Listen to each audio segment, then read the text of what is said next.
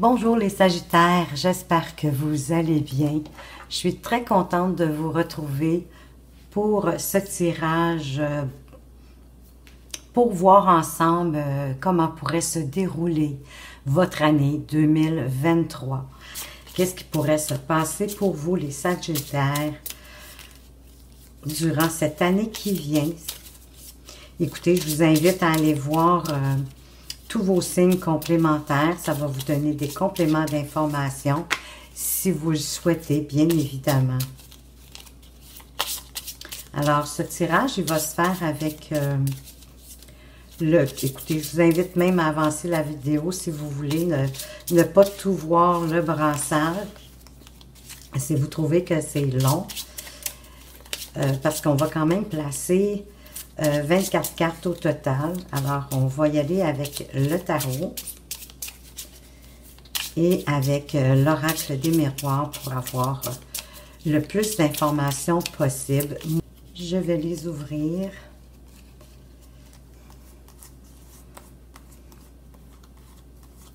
Comme ceci.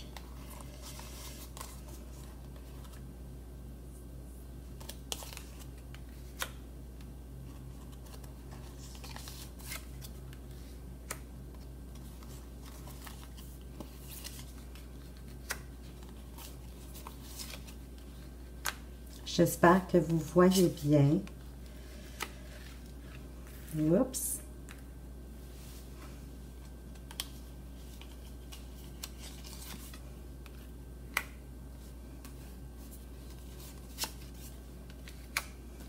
J'hésite toujours à préparer les tirages avant. J'ose croire que vous aimez ça de voir qu'on fait la sélection des cartes. Que c'est comme pas planifié à l'avance.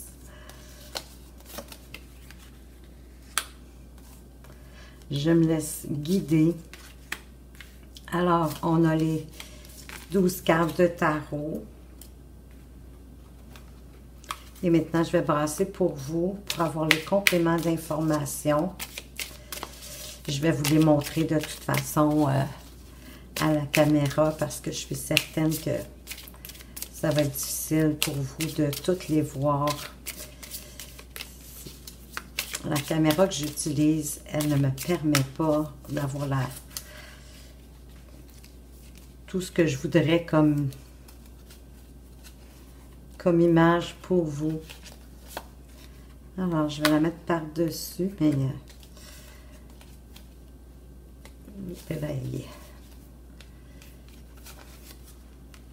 je vais y arriver.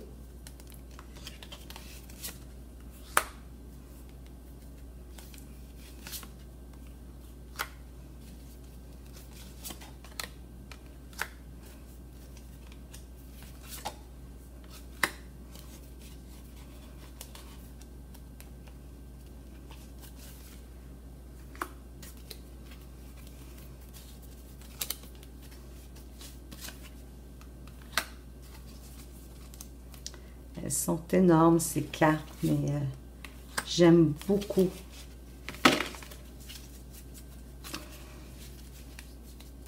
J'aime beaucoup cet oracle. Et je trouve qu'il parle bien. Il apporte des informations intéressantes. De toute façon, je vais les mettre en place.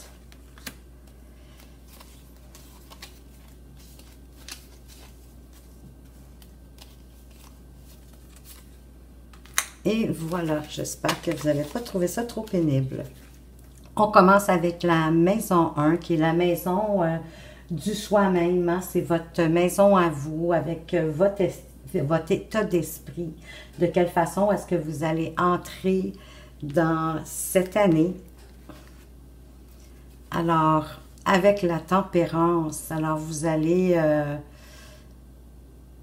faire preuve de patience, d'harmonie. On parle de réconciliation. Vous allez être calme. C'est sûr qu'avec la tempérance, hein, vous avez compris qu'il y a l'idée oui, de mettre de l'eau dans son vin, bien évidemment. Mais avec la maison 1, ici, on vous parle que vous êtes calme, que vous vous sentez bien avec tout le monde et que vous recherchez vraiment l'harmonie, de vous réconcilier avec certaines personnes. Si toutefois il y a eu des querelles vers la fin de l'année, ou ça peut être des choses que vous avez laissé traîner, hein, que vous étiez peut-être pas prêt, mais là, en tout cas, en début d'année, ça serait un bon moment. Donc, oubliez le tout ou le rien, hein. L'idée, c'est vraiment aussi, avec la tempérance, d'équilibre, hein, de faire preuve de modération et de patience. C'est un peu comme si vous essayeriez de trouver la bonne température de l'eau pour prendre votre bain, exemple, entre le chaud et le froid. On vous parle aussi, ben écoutez, de modérer vos rêves, hein, vos rêves, vos souhaits, vos aspirations, de faire plus preuve d'équilibre dans ça, de ne pas vous laisser jouer trop avec, avec l'illusion, avec... écoutez, c'est sûr que c'est bien d'avoir des rêves, d'avoir des souhaits, mais de les équilibrer en fait, hein, de faire en sorte que vos rêves sont réalisables avec la tempérance, de ne pas trop être exubérant, vraiment de trouver l'équilibre, d'être modéré, d'être calme, de ne pas vous laisser envahir par vos rêves, dans le fond, c'est ça, hein, de trouver l'équilibre entre la rêverie et la réalité. Avec la maison 2, qui est la maison des finances, hein, vos argents, vos gains, vos placements, vos investissements, tout ça, vous avez le diable. Ben, lui aussi, il vous parle d'une forme de modération, de ne pas vous laisser contrôler par vos tentations, par vos impulsions, d'avoir des ambitions démesurées. Mais c'est la meilleure carte quand même à avoir en finance, parce que en finance, le diable est traduit vraiment d'une belle réussite. Et voyez-vous, vos finances ils vont évoluer en 2023 grâce au diable. Généralement, c'est vrai que c'est une carte négative, mais pas dans la maison des finances. Et ici, ce qu'elle veut vous dire, quand elle est placée spécifiquement ici, c'est vraiment une période favorable pour pour les transactions. Tout ce qui peut être financier, investissement, placement, transactions, achats, peu importe, ça va être bénéfique pour vous. C'est vraiment le meilleur endroit où cette carte pouvait se trouver. C'est que c'est vraiment, vous allez faire fructuer votre argent et en plus, le miroir, il nous garantit que vos finances vont évoluer, donc ils vont prendre de l'expansion. On va aller voir maintenant avec la maison 3, qui est la maison de la famille. Hein? C'est le monde qui vous entoure, c'est vos frères, vos sœurs, vos parents. Et vous avez le jugement. Très belle carte aussi à avoir en passant dans... Mon Dieu, c'est très, très drôle. Vous avez le jugement où on parle de reconnaissance, de changement, de prendre des décisions heureuses. Et elle est dans la maison et et on parle avec le miroir. Vous avez la carte de l'hérédité, qui parle du clan familial, hein, dans le fond, qui parle aussi des ressources, les ressources qui nous viennent de notre hérédité, de nos ancêtres. Il y a un arbre, pour moi, c'est un arbre, même s'il y a quelques feuilles, c'est vraiment l'arbre généalogique, hein, finalement.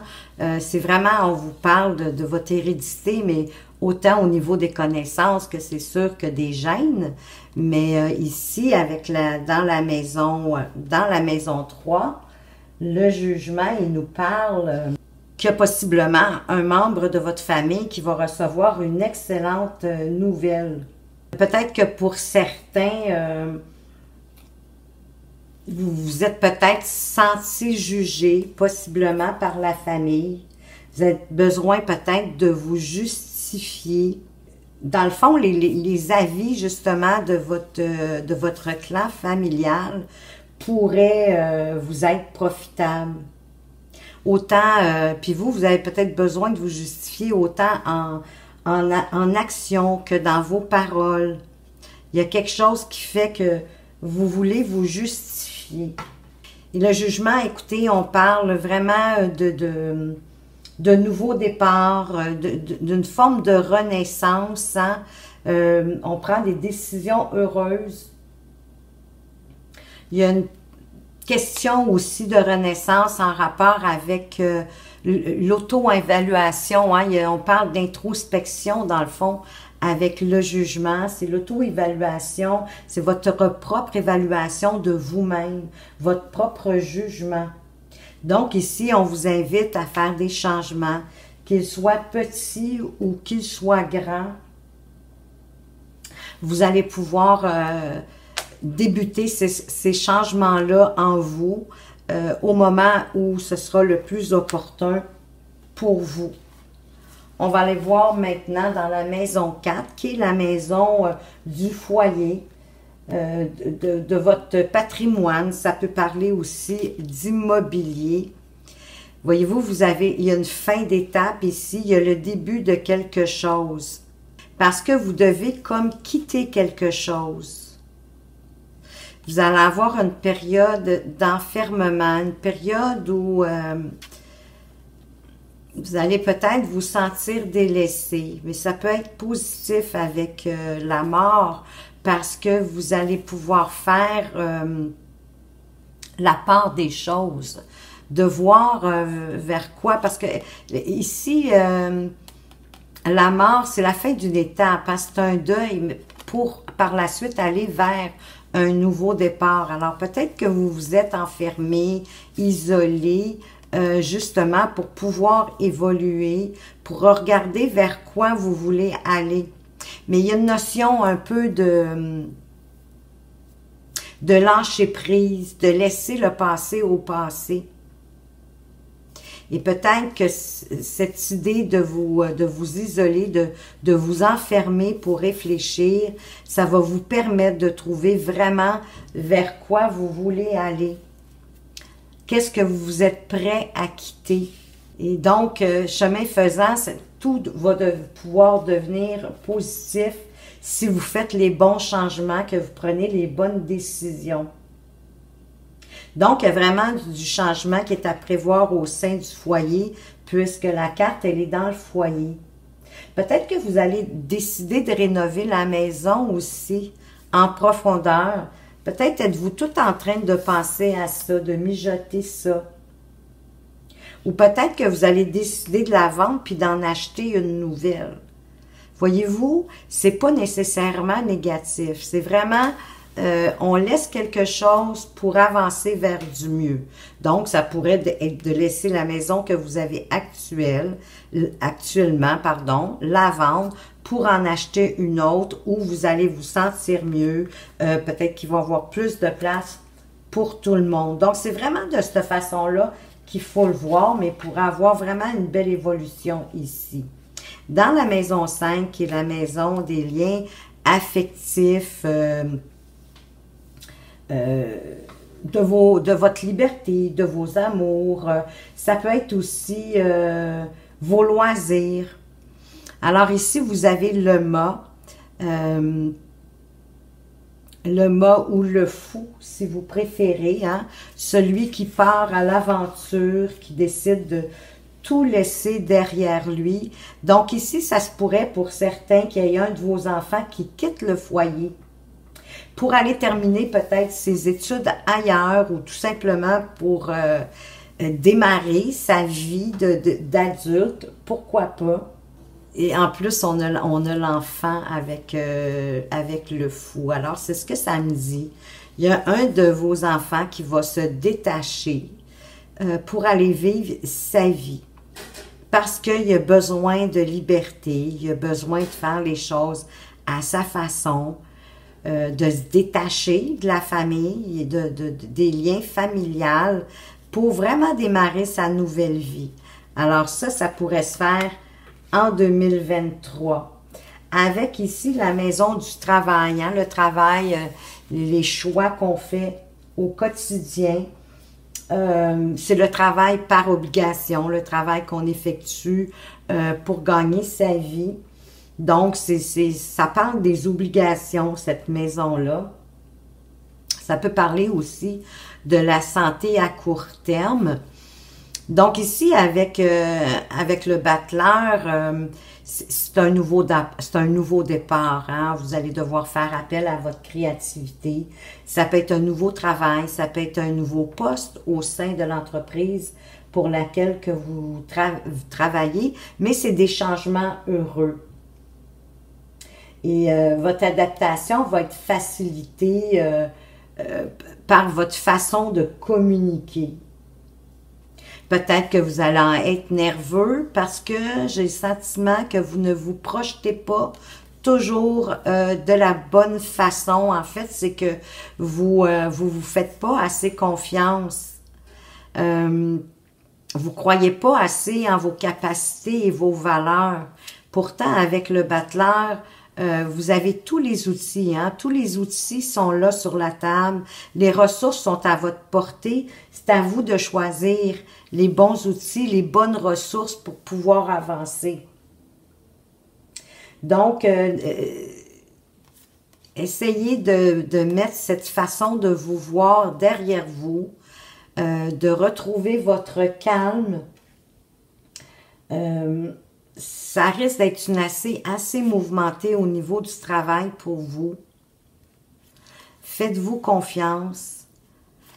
On vient vous confirmer que vous avez tout en votre pouvoir, tout est là pour que vous puissiez bien avancer. Donc, c'est vraiment des changements heureux au niveau du travail qui vont se passer cette année pour vous, les Sagittaires.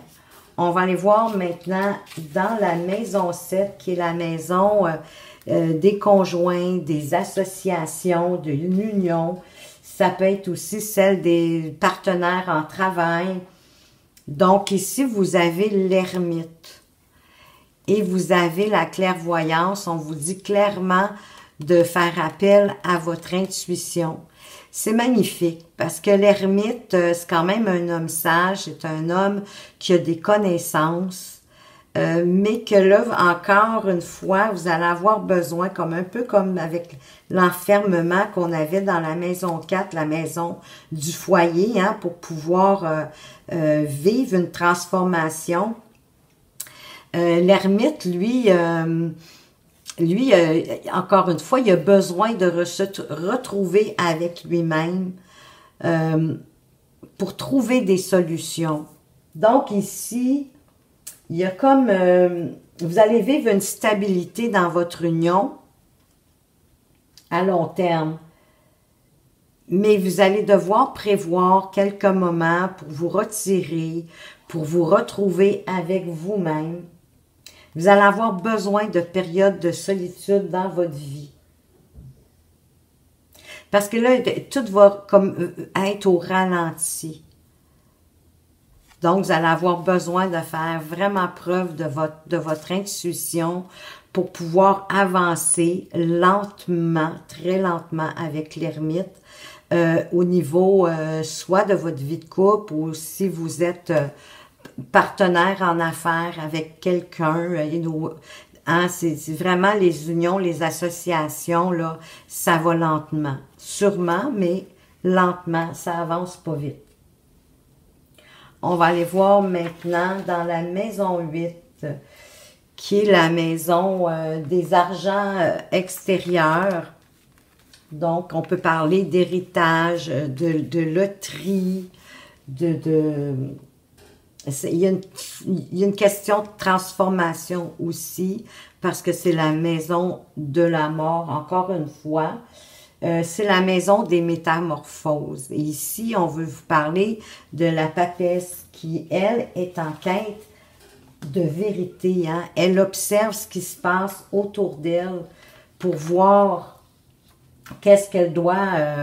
Elle se fie aussi beaucoup à son intuition parce qu'elle sait que son intuition lui vient de l'univers. Hein? C'est l'univers qui lui envoie d'avoir une bonne intuition. Et vous avez avec la fécondité, vous allez peut-être avoir des papiers à signer. La fécondité, c'est aussi les projets féconds, les nouveaux projets. Ça peut être pour certains une naissance physique ou la naissance d'un projet, mais où vous allez devoir beaucoup étudier, hein, prendre en compte toutes les informations nécessaires. Hein, elle étudie beaucoup la papesse, elle aussi est un peu comme l'ermite, elle ne bouge pas beaucoup. Elle est vraiment en mode observation et elle se fie beaucoup, encore une fois, à son intuition. Si vous aviez l'intention de démarrer quelque chose avec un partenaire ou votre conjoint, votre conjointe, ça va être lent. Il va y avoir beaucoup de documents à signer. Ça va être lent, mais ça va être fécond. Avec la maison 9, qui est la maison de la justice, des dons, ici, vous avez, écoutez, la maison de la justice, vous avez la loi et vous avez la lune. Hein, la lune qui nous parle d'émotions, d'intuition, de nos rêves, nos aspirations. Parle aussi de grossesse. Hein, ça peut, peut-être qu'ici, il y aurait une possibilité d'une grossesse. Donc, avec Madame la Lune, il pourra avoir des transactions favorables qui s'annoncent. Vous allez devoir faire appel encore à votre intuition. C'est drôle parce qu'on vous en parle, beaucoup ici de l'intuition, fait que j'ose espérer que vous en avez une grande. Vous avez le don de ressentir les événements avant qu'ils arrivent, d'écouter vraiment votre voix intérieure, ce qu'elle vous dit. Possiblement que les documents que vous avez à signer ici avec la papesse, ça va se poursuivre. En tout cas, avec la loi, il va y avoir comme un genre de verdict, hein, de décision qui va être pris par rapport à tout ça. Ça va être à vous de voir qu'est-ce que vous avez projeté justement cette année. On va aller voir maintenant avec la maison 10, qui est une des maisons les plus importantes parce que c'est la maison de votre destin. Et je trouve ça magnifique que vous ayez le chariot. Le chariot, c'est le succès. Ça peut nous parler de voyage, de déplacement, bien évidemment, d'avancement, de succès. Mais avec le bouclier, ben, vous allez devoir vous protéger. Puis la façon de vous protéger avec le chariot, ça va être de planifier votre itinéraire de vie. De pouvoir planifier les obstacles qui pourraient arriver dans votre vie. Et c'est ça qui va faire que vous allez avoir le succès avec le chariot. Oui, c'est une carte de triomphe, mais c'est pas un triomphe qui vient comme ça sans rien faire. On doit travailler pour l'avoir. Et le bouclier vient me confirmer ici de bien planifier votre itinéraire, de voir tous les obstacles qui pourraient arriver sur votre chemin, de penser à toutes ces éventualités-là. Parce que vous allez pouvoir peut-être pour certains aussi réaliser un rêve de voyage que depuis longtemps vous vouliez faire. Vous allez avoir une réussite personnelle. Vos projets vont se concrétiser. Ça avance vite, le chariot, ça avance bien, mais il faut mettre la main à la pâte. Il faut travailler. Ça se fait pas toute seule. On va aller voir maintenant dans la maison 11, qui est la maison des amis, de votre entourage, de vos projets aussi, des associations. Il peut y avoir de l'espoir, des décisions, des choix cachés. Donc ici, avec le soleil, écoutez, le soleil qui vous garantit qu'il n'y aura pas d'échec, ni avec vos amis, ni avec vos projets, que c'est le bonheur, c'est la réussite, c'est l'épanouissement, vraiment, hein, qui n'aime pas sentir la chaleur du soleil sur son visage, on dirait que le sourire nous vient tout de suite. Alors, c'est une carte très positive. Selon moi, c'est la carte la plus positive du jeu de tarot. Et donc, vous êtes vraiment entouré de très, très bons amis. Vous recevez des invitations. Peut-être que vous pourriez même aller à un mariage. Et pour moi, ici, on vous confirme qu'il n'y a pas d'échec. C'est vraiment la réussite pour vous. Donc, on va aller voir de quelle façon vous allez terminer la maison 12. La maison 12, qui est la maison de la santé et des épreuves. Écoutez, avec le pape, vous finissez en sagesse, avec respect. On vous accorde le respect. Vous avez eu une bonne communication. Alors, vous allez rencontrer... peut-être que ça va être le moment d'aller voir votre médecin quand même pour aller faire un bilan de santé. Mais il n'y a pas de mauvaise nouvelle ici. L'idée, c'est plutôt de prévenir plutôt que de guérir. Vous pourriez recevoir un cadeau. Ça peut être un cadeau de l'univers. Ça peut être un petit cadeau. C'est pas toujours quelque chose d'énorme.